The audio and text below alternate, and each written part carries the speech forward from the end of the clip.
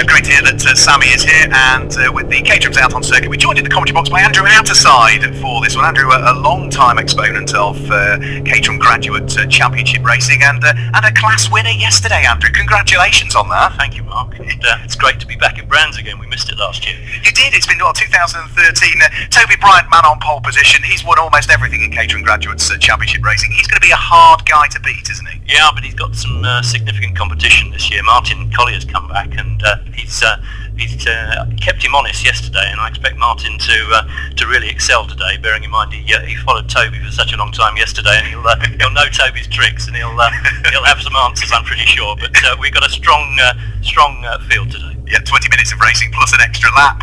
They were separated by just 0.3 of a second yesterday after the 20 minutes plus the extra lap. Final row of the grid just coming into position now. Just to give you the colours, it's a black and gold car for Toby Bryant on pole position. It's a black and day glow yellow car for the car that sits on the outside of the front row of the grid, which is Chris Rome. Then it's Martin Kay on row 2. The red lights, though, are coming on. We're about to get the race very shortly underway. It's a good start from the outside of the front row of the grid, but a fabulous start from Martin Kay from the second row of the grid, who's already looking to try and draw himself up alongside. Roger Ford also had a great start from 6th position, so the Super Graduates head up towards Paddock Hill Bend for the first time, and it does look as though they've all thankfully safely made it through. Roger Ford, I think, is vying alongside Toby Bryant for what is second and third as they head up towards Druids. The Classic Graduates get themselves underway, and it was ever the case. It's always a Graham Smith that tends to be at the front of Classic Graduates. We've only got one in the field though this year. It is Graham Smith in the orange car that leads the Classic Grads as the Super Grads head out of Graham Hill Bend for the first time. Toby Bryant side by side with Roger Ford as they head down the Cooper Straight up towards Surtees, but Toby Bryant has the momentum, turns in towards Surtees in the lead of the race, and will Roger Ford, Andrew Outerside, a great start from him, 6th position on the grid up to 2nd. Amazing, yes. Roger does have good starts, just hope he can hold on to it. But where's Collier got to? He's dropped right back.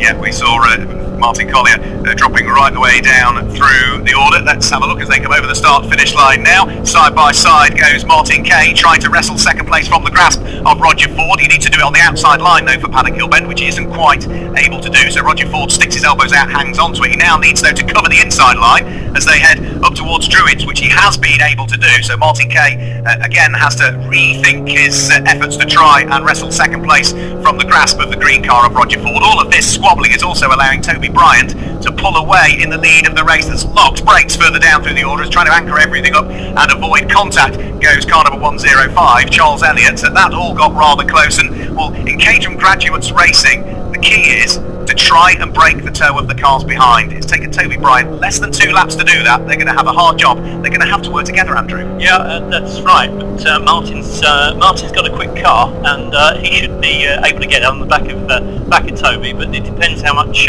these other guys are going to worry Martin. He has to go defensive. But tyres will now be up to temperature, so these guys can settle in. Yeah, let's have a look. It's a great 4-car battle, isn't it, for 2nd, 3rd, 4th and 5th position, with Martin Kay, Roger Ford, Chris Rome and Andy Moulton out there. But the safety car is coming out, unfortunately, onto the circuit, and the reason that the safety car is coming out as we peer around is because we've got a car in the gravel trap on the exit of Clark Curve, and that looks as though it may possibly be number 75, is it? Colin Jardine. Colin, yes. Yep. Which is a shame. Colin Jardine, one of our Caterham Classic Graduate competitors. We didn't really mention what the difference was between all of these cars. We've got the Super Graduates out there and the Classic Graduates. The Classic Graduates, Andrew, are well, you started racing because you, I think, were one of the original drivers in the Caterham Academy, weren't you? I started in the Academy in 2000, which is great, and this was when these cars came out. We were racing Vauxhalls. In fact, they're Vauxhall 8 valves, 100 brake horsepower,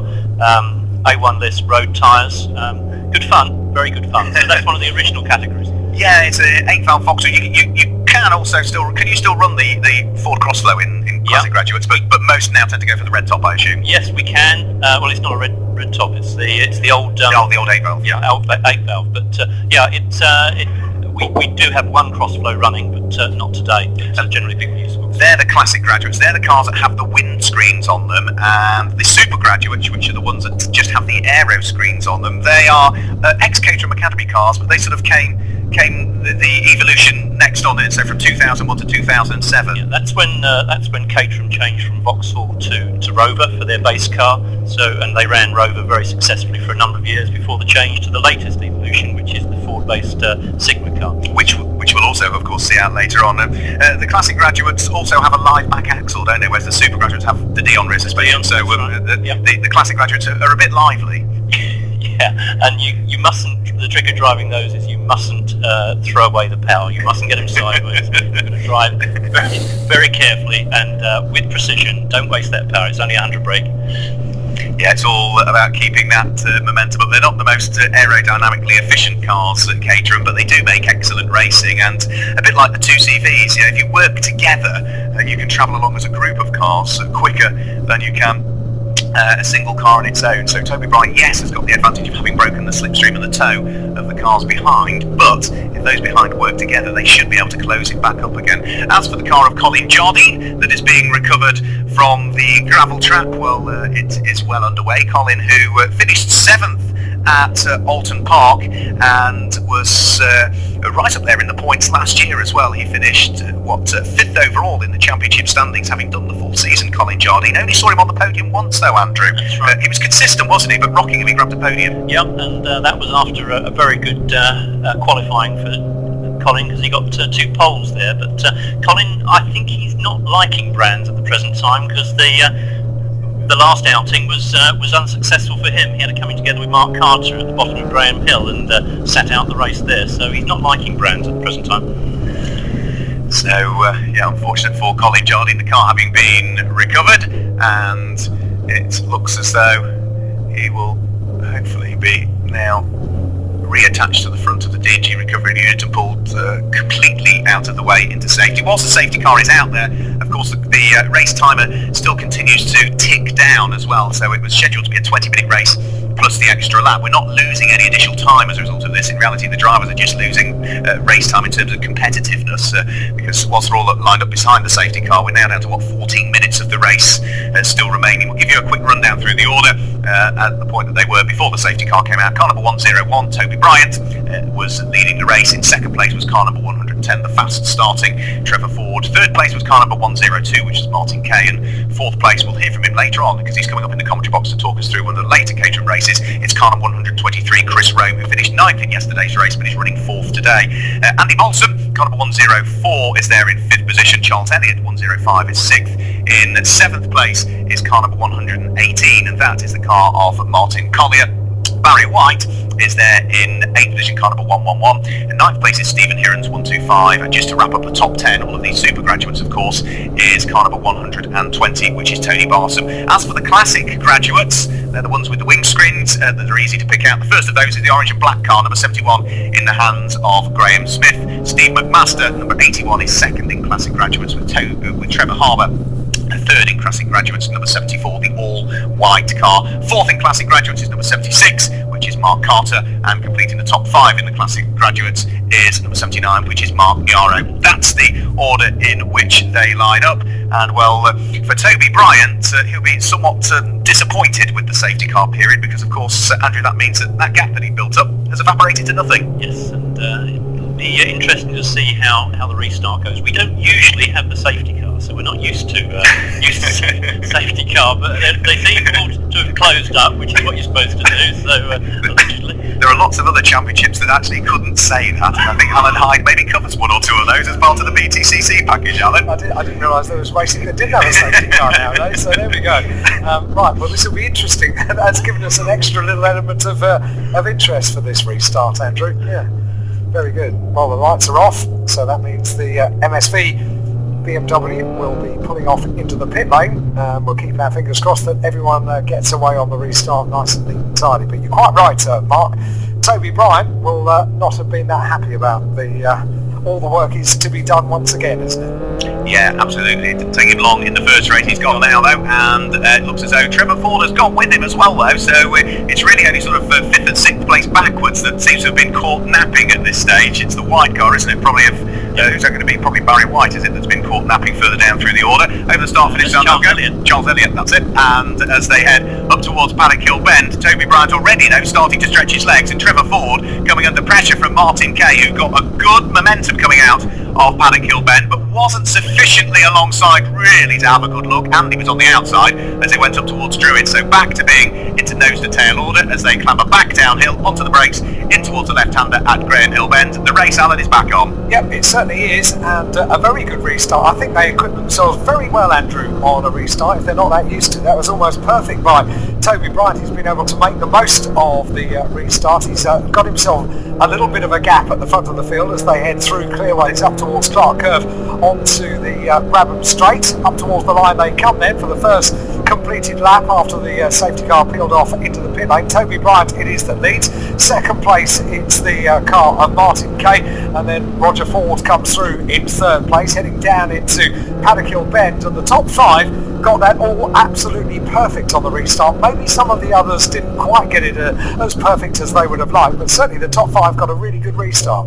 Yeah, the top five having broken away well and truly from the car that was just caught napping in sixth place, which was Charles Elliott. There's still 10 minutes of the race to go, so we're not even at the halfway distance quite as yet, as Toby Bryant presses on. His advantage still a fairly slender one though. There's only, 4 Caterham lengths at most between the two leading cars, that being Toby Bryant and Martin Kay, as they head through Surtees up towards McLaren and then on towards Clearways Corner. It's really the front 4 now that have pulled away, because in 5th place Andy Molson has just dropped away a shade. Over the start-finish line now come, and Andrew outside the distance between leader and second place. Martin Kay will be picking up a little bit of the tow, won't he, from the car ahead? Yeah, there's a little bit of a tow, and it's actually quite interesting the fact that these guys are staying with Toby. And actually, if you look at it, Martin is gaining on Toby as they go up through to Druids. Yeah, absolutely. Looking as though he's under pressure though is Roger Ford on the run up towards Druids Corner. You're right that Martin Kay was gaining, because on that lap Martin Kay in second place posted the fastest lap of the race, 54.487 seconds in his pursuit of Toby Bryant.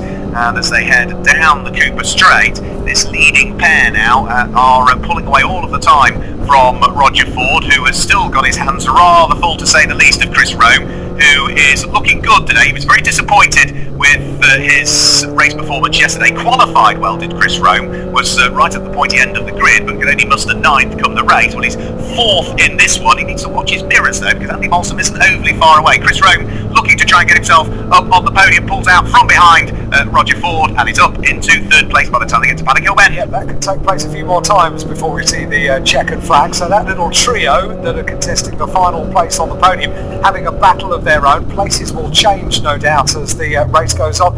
But the two that have been able to make the break are the two for the lead as they head down from Druids down towards Graham Hill Bend. Still the advantage is with Toby Bryant, dominant driver from yesterday, but he's being kept fairly earnest, isn't he? Martin Kay is once again doing the business as far as that is concerned. Through Surtees they go.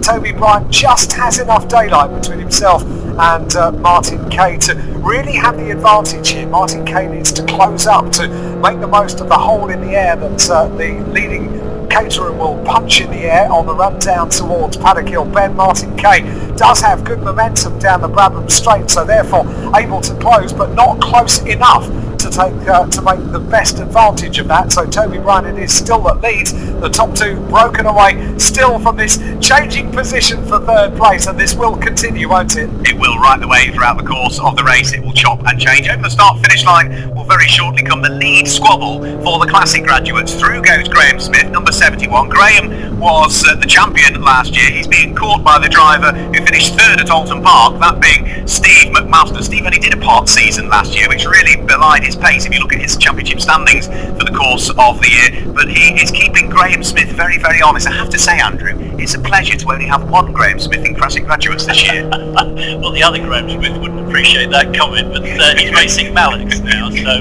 but he is coming back just to confuse the commentators. That was the GP round, so it wouldn't be the same without him. Fastest lap of the race on that last lap by the second place car of Martin Kay. He continues to put in these fast laps in the pursuit of Toby Bryant. That sort of marks just how determined he is to make the top step of the podium in this race. 6 minutes and 40 seconds of the race remaining. 54.297 was the last lap by Martin Kay, which is the fastest lap of the race. But the race continues to be led after 11 laps by Toby Bryant, car number 101. Yeah, the best of the battles really is for 3rd, 4th, 5th, 6th and really 7th position. A great train of cars that are just feeding their way through, round through Surtees and up towards Clearways in a few moments' time. Over the start-finish line in a few moments will come Toby Bryant. There's a black and white flag being held out for Paul Hawker, that being car number 89 who runs in the Classic Graduates, just forewarning him, I'm guessing, with regards to circuit limits. The gap between first and second just came out of shade over the course of that lap, so Toby Bryant responding to the pressure that Martin Kay was looking to apply on the lap prior, so the gap comes down as a result of Kay having posted the fastest lap. Bryant responds, puts the gap back to where it was a lap ago. And now Martin Kay closes up once again. This gap is going to concertina as the race comes into its final few laps, as they now thread their way through Graham Hill Bend. Nice and neat and tidy by Toby Bryant, so not making any kind of opportunity for Martin Kay to close up there.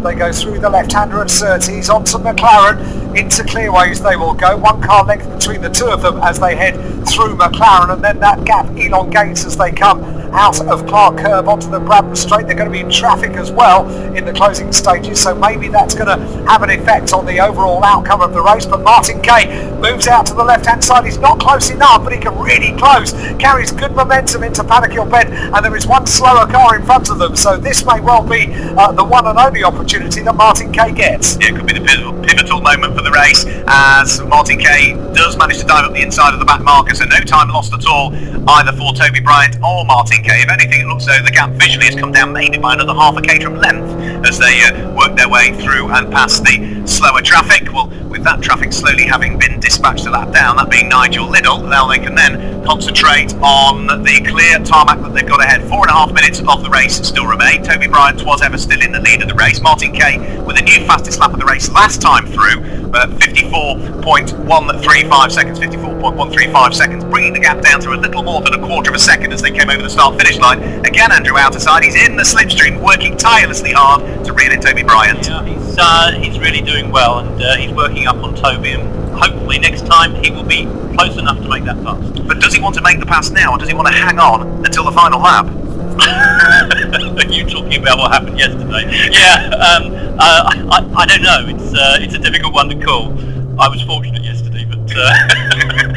Well, look at them, they're right on top of each other as they thread their way through Graham Hill Bend. They've got slower cars in front of them, the first of which is the number 77 car of Darren Granger as they come up towards the left-hander at Surtees. Through Surtees go the two race leaders. Toby Bryant is going to hope for very kind back markers to get neatly out of the way. They're played into the hands of Toby Bryant because that back marker in between the race leader and Martin Kay in second place. They get past both of them now by the time they get onto the Bradford Straight. Martin Kay didn't get past as quickly as Toby Bryant, I fancy, this time. With there is a gap between the two of them now of half a second, and it was down at the end of the previous lap to 1/10 of a second, so the gap has elongated between Bryant and Kay. Yeah, well, we did see yesterday, didn't we, that Toby Bryant was either more ruthless or braver through the back markers. You decide for yourself as to which one it would be, but every time they got to traffic yesterday, Toby Bryant was slightly more efficient working his way through, which meant that just very decisive, I think. Yeah, Martin Collier then had to do even a large amount of hard work to try and catch back up again once they'd negotiated the back markers. There's less than 3 minutes to go.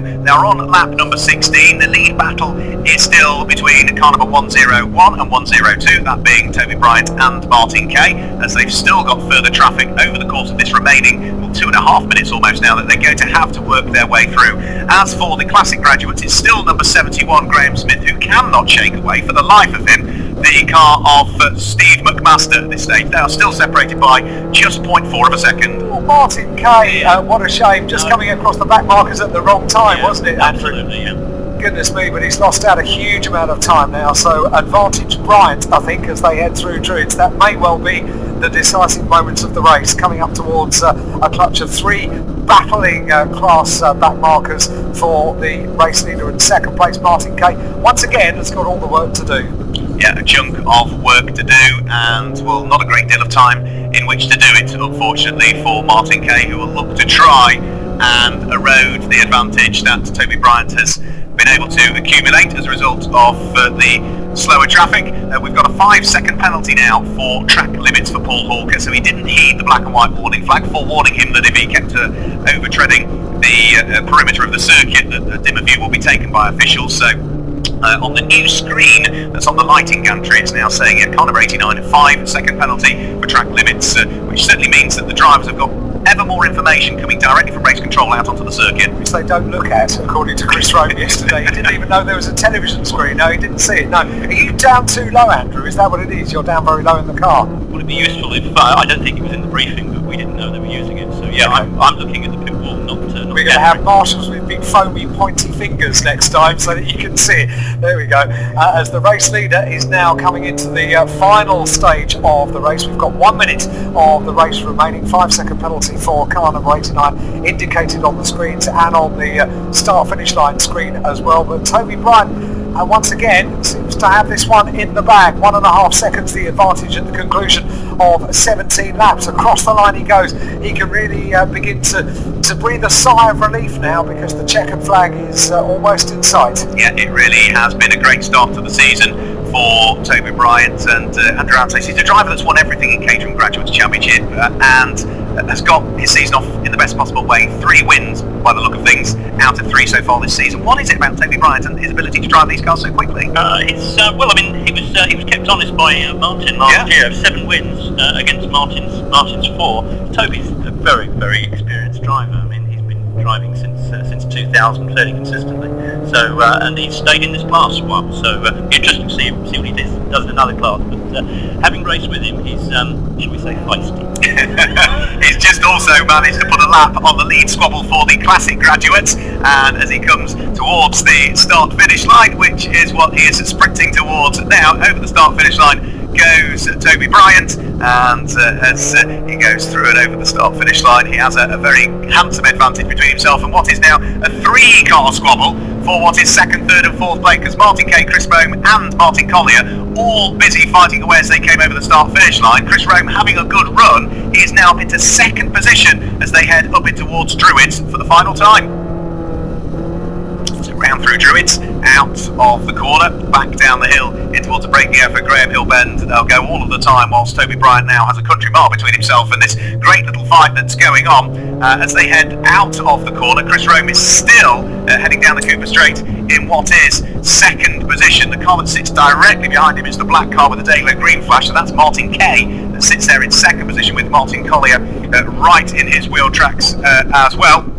Martin Collier's had to work his way up through the grid, hasn't he, really? Checkered flag goes out. Toby Bryant claims 3 out of 3 so far. It's also 3 out of 3 for Graham Smith in the Classic Graduates, as he's the 2nd car to take the checkered flag, but will finish a lap down. So Toby Bryant claims the honours. Chris Rome in 2nd place. He'll be pleased with that when we talk to him in the commentary box a little bit later on when he joins us. Martin Kay finishes in 3rd position, with the 4th place going the way of Martin Collier. Charles Elliott is there in 5th place. Andy Molson is in 6th position. In 7th place is car number 120, which is Tony Barsom. Gareth Cordy is in 8th place with Roger Ford. All of that good start didn't really count for a great deal, frustratedly, for Roger, ultimately finishing down in 9th place with Barry White completing the top 10. Stephen Hirons was there in 11th place. Anthony Jaff was there in 12th position. In 13th position was car number 112, which was David Berry, and Ben Winrow was in 14th place. That's all of the Super Graduates. For the Classic Graduates, the first car home was in 15th place overall. 'Twas ever Graham Smith, who only won by less than half a second still. Car number 71 from Steve McMaster, number 81, who was 2nd in the Classic Graduates. And wrapping up the podium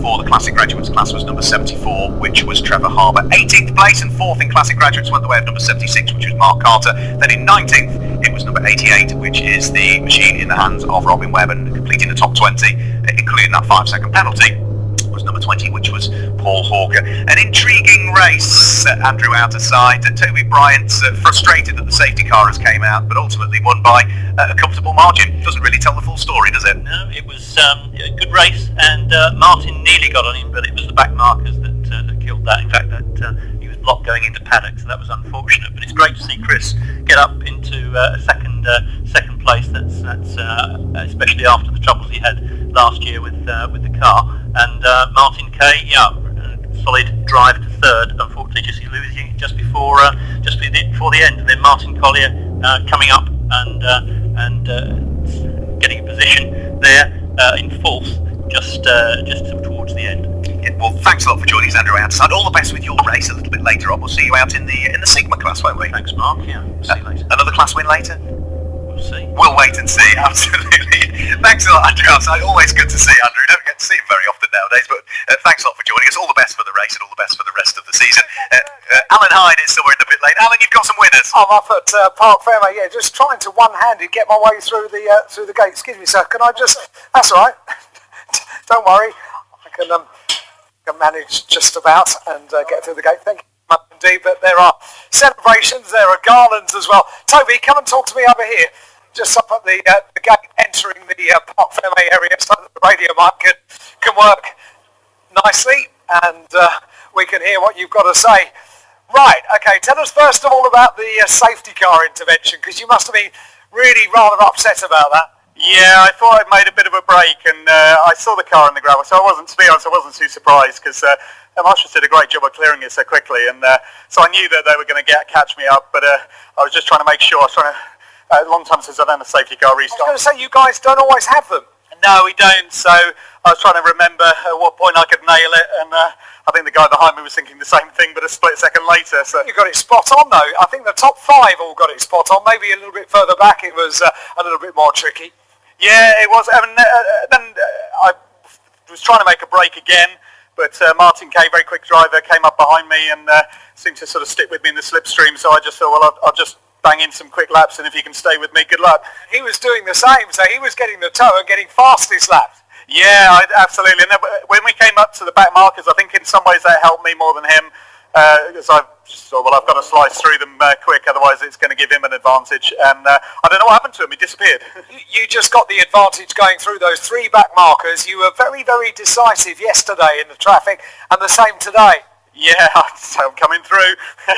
But I just want to say, Team Rocky, my team, fantastic team support. They've put me 2 new gearboxes in this weekend, and that one's absolutely nailed it. So thanks to them. Great job, guys. Man, Toby, thank you very much indeed. I don't suppose you could get Graham Smith and bring him out for me. Has he been pulled into? Yeah, he has. So he's in Park Fairmay. I'll wait at the gate of Park Fairmay. Thank you, Toby. Really appreciate it. Graham, can you come over and have a chat to me over here at the gate in the pit lane, and tell me first of all, Graham, well, congratulations, well done. Can you tell me about the restart? Yeah, I don't think that was right. Right, okay, tell us what happened. Well, we may all be wrong, but the lights were on the restart. We came down the back straight Graham Hill Bend, the lights had gone off, and I went, hey, everyone's going. So we all went, and I think that caught everyone out behind me as well. The one thing we were saying in the commentary box, you don't always have the safety car. I just spoke to Toby about that as well. Yes, we do.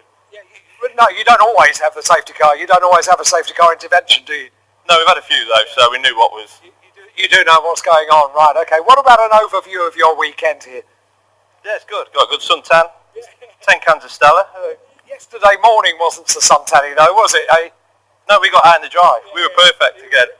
Okay, very good. Thank you, Graham. Thank you very much indeed for having a chat to us over here in the pit lane. Yeah, the only blot on the weather forecast copybook was that yesterday morning was a little bit inclement, but apart from that, it was all jolly good. So the top 3 in each of the classes are going through their scrutineering checks up here in Park Fairmay. I wonder if I dare venture down here with the radio mic and see if it can work in order to get a quick word with. Maybe just a quick word with Martin Kay and see if I can... Martin? Is Martin over there? Martin, can you come a little chat with me? Sorry, the radio mic doesn't work right away in the Park Fairmay areas. Thought I might talk to you about your pursuit of Toby Bryant, because that was relentless. Fastest lap after fastest lap you were popping in. Oh, brilliant. I'm glad I got the fastest lap, but I could see myself getting closer and closer to Toby, and it was fantastic. But you could sniff the victory, couldn't you? I really could. And then the classics, though, I came across a whole bunch of them in paddock, and that made a bit of a gap. And then, wrong time, wrong place, wasn't it? It really was. And then also up to Druids. And then in my pursuit afterwards, I was trying too hard and just span it at Druids as well, which was really disappointing. But a tremendous race for us to watch. I guess tremendous to be involved with as well. Yeah, I love racing in supers with Toby and Chris and all the rest of it. You know, the quality of the racing is very high. We give each other a lot of space, a lot of respect. It's brilliant racing. Top man, Martin. Thank you very much for coming to the gate of Park Fairmay to have a chat to us. So, in the end, finished up in 3rd place did Martin Kay, but it wasn't for the want of trying. And Chris Rowe, we shall talk to later on, because he'll be up in the commentary box. For now, that's it from Park Fairmay.